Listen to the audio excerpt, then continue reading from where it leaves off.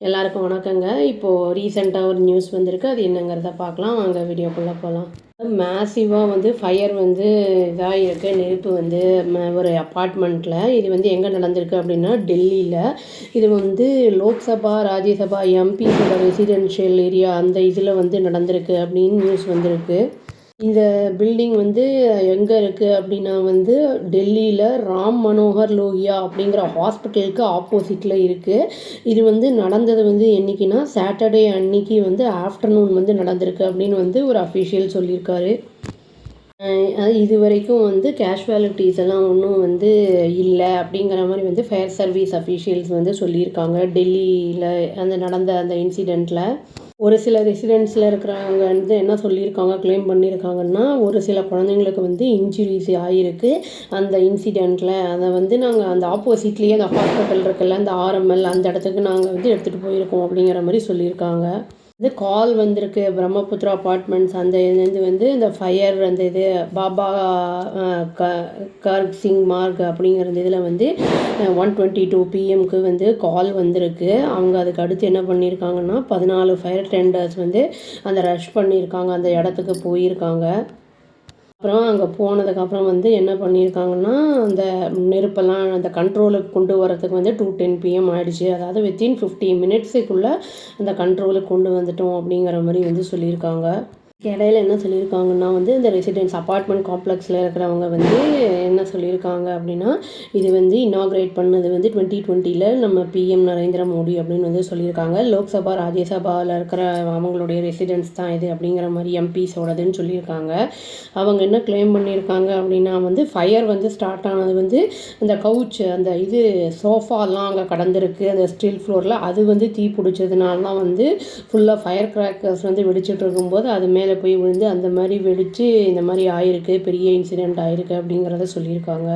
அதை பார்க்குறதுக்கு அந்த அப்பார்ட்மெண்ட்டில் அந்த இதை பார்க்கும்போது திக்காக பயங்கரம் கருப்பான புகை மூட்டமாக அங்கே காட்சி அளிச்சிருக்கு. அந்த சரௌண்டிங் ஏரியாஸ் ஃபுல்லுமே அந்த நெருப்பு அந்த ஆக்சிடெண்ட் நடந்த உடனே தேவேந்திர பிரசாத் அப்படிங்கிறவர் என்ன சொல்லியிருக்காருன்னா, டிஎஃப்எஸ் அஃபீஷியல் இதில் என்ன சொல்லியிருக்காருன்னா, நாங்கள் இங்கே வரும்போது அங்கே ரொம்ப நாங்கள் பார்த்தது என்ன அப்படின்னா ஸ்டில் ஃபோரில் நிறைய ஐட்டம்ஸ்லாம் ஹவுஸ் ஹோல்டு ஐட்டம்ஸ்லாம் ஃபயர் ஆகியிருந்தது அப்படிங்கிறத சொல்லியிருக்காரு.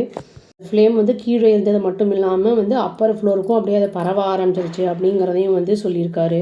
இந்த நெருப்பு பிடிச்சதுக்கான காரணம் என்ன அப்படிங்கிறது இன்வெஸ்டிகேஷன் நடத்தப்பட்டுக்கிட்டு இருக்கு அப்படிங்கிறது டெல்லி போலீஸ் சொல்லியிருக்காங்க. அப்படிங்கிறவர் பர்சனல் அசிஸ்டண்ட்டு இந்த உத்தராகண்ட் எம்பி. அவர் என்ன பண்ணியிருக்காருன்னா அந்த இன்சிடெண்ட் அங்கே நடக்கும்போது அந்த இடத்துல தான் வேலையில் இருந்திருக்காரு அப்படிங்கிற மாதிரியும் நியூஸ் வந்திருக்கு. அது எங்களோட எல்லா பிலாங்கிங்ஸ் எங்களோட பொருட்கள், ஜுவல்லரிஸு, க்ளோத்ஸு, டாக்குமெண்ட்ஸ், அப்புறம் எசென்ஷியலாக இருக்கிற எல்லாமே டெஸ்ட்ராய் ஆகிடுச்சு இந்த ஃபயர் ஆக்சிடெண்ட்டில். எங்களுக்கு ஒன்றையும் மிச்சம் மீதி இருக்கிறது நாங்கள் போட்டிருக்கிற துணி மட்டும்தான். இப்போ நாங்கள் திரும்பி ஜீரோலேருந்து தான் ஆரம்பிக்கணும் அப்படிங்கிற மாதிரி கமல் சொல்லியிருக்காரு.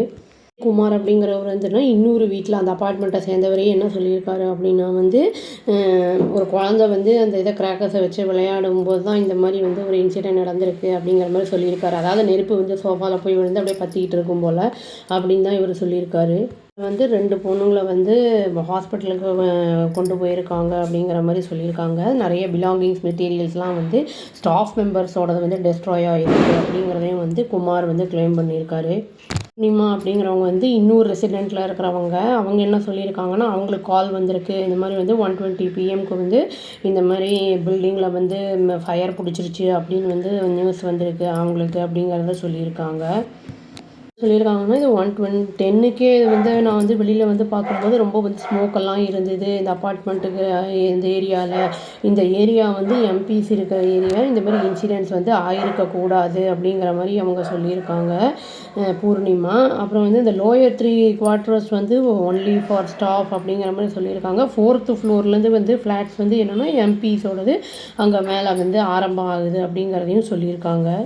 லோயர் ஃப்ளோர்ஸில் இருக்கிற எல்லாமே கம்ப்ளீட்டாக ஃபுல்லாமே எரிஞ்சு போச்சு அப்படிங்கிற மாதிரி சொல்லியிருக்காங்க. ஈவனாக 4th ஃப்ளோருக்கும் பரவி இருக்குது. அதில் டேமேஜ் எவ்வளோ இருக்குது அப்படிங்கிறது தெரியல அப்படிங்கிறதையும் சொல்லியிருக்காங்க அவங்க பூர்ணிமா. என்ன சொல்லியிருக்காங்கன்னா பூர்ணிமா வந்து நாங்கள் சீஃப் மினிஸ்டர் ரேகா, அதாவது டெல்லி சீஃப் மினிஸ்டர் வந்து ரேகா குப்தா கிட்ட வந்து நாங்கள் வந்து ரிக்வெஸ்ட் வச்சுருக்கோம். இந்த மாதிரி வந்து இடத்த வந்து பாருங்கள், இந்த மாதிரி டேமேஜ் ஆன இடத்த அப்படிங்கிறத ரிவ்யூ பண்ணுங்கள், அந்த பில்டிங்கோட சேஃப்டிக்கு என்ன பண்ணணுமோ அதை கொஞ்சம் நீங்கள் பண்ணுங்கள் அப்படிங்கிறத சொல்லியிருக்கோன்னு சொல்லியிருக்காங்க. இந்த ஸ்டாஃப் அங்கே எல்லாருமே வந்து அங்கே வேலை செய்கிறவங்க அப்படிங்கிறதுனால வந்து எங்களுக்கு ப்ராப்பராக அகாமடேஷன் வேணும். அந்த பில்டிங் வந்து திரும்பி ரீஸ்டோர் பண்ணுற வரைக்கும், ரெனோவேட் பண்ணி எல்லாம் ரெடி ஆகிற வரைக்கும் எங்களுக்கு ப்ராப்பராக அகாமடேஷன் கொடுக்கப்படணும் அப்படிங்கிற டிமாண்டையும் வச்சுருக்காங்க.